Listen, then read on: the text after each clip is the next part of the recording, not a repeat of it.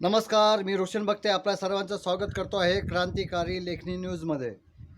आज दिनांक 5 जून 2026 हा दिवस जागतिक पर्यावरण दिवस म्हणून साजरा केला जातो आणि याच पर्यावरण दिवसानिमित्ताने आज क्रांतिकारी लेखनी न्यूज थेट या पर्यावरणाशी निगडीत असलेल्या काटोल वन परिक्षेत्र विभाग काटोल येथील वरिष्ठ अधिकारी श्री विनायकजी नरखेडकर यांच्यासोबत संवाद साधत आहे आणि त्यानिमित्ताने त्यांची एक विशेष मुलाखत बघूया।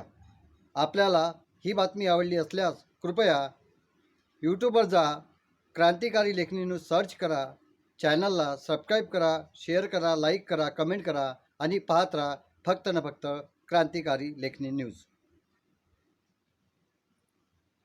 वन परिक्षेत्र अधिकारी काटोल, वन परिक्षेत्र काटोल।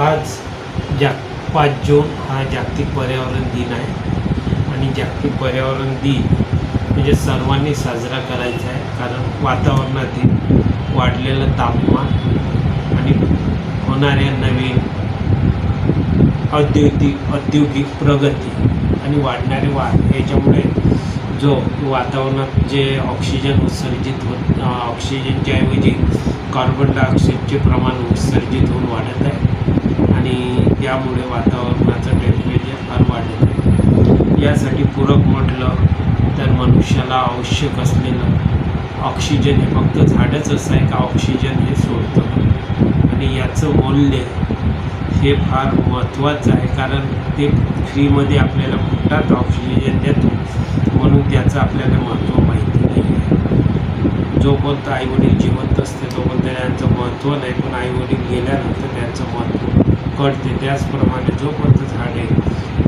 खूप तळावर आहे तोपर्यंत त्याचं महत्त्व कमी आहे। जसजशी त्याची टंचाई भासत आहे तसतसं त्याचं महत्त्व मग काळांतराने कळेल। त्याच्यामुळे प्रत्येकाने आधी झाडे लावणे आणि झाडे जगवणे आवश्यक आहे। आता सध्या गरम वाटत येणाऱ्या पावसाळ्यामध्ये आम्ही झाडे लावा, झाडे जगवा सर्वीकडे जाऊन सर्वांना ते उत्साहित करू आणि स्वतः पण आम्ही झाडे लावण्याचा प्रयत्न करू। म्हणून आम्ही एवढीच अपेक्षा करतो, प्रत्येकाने झाडे लावायला पाहिजे, लावलेले झाडे जगवायला पाहिजे आणि पर्यावरणातला समतोल साधण्यासाठी झाडे अतिशय आवश्यक आहे। आणि झाडे असे हे जे कसं आहे त्या पर्यावरणाला ऑक्सिजनचा पुरवठा देऊन समतोल राखतात।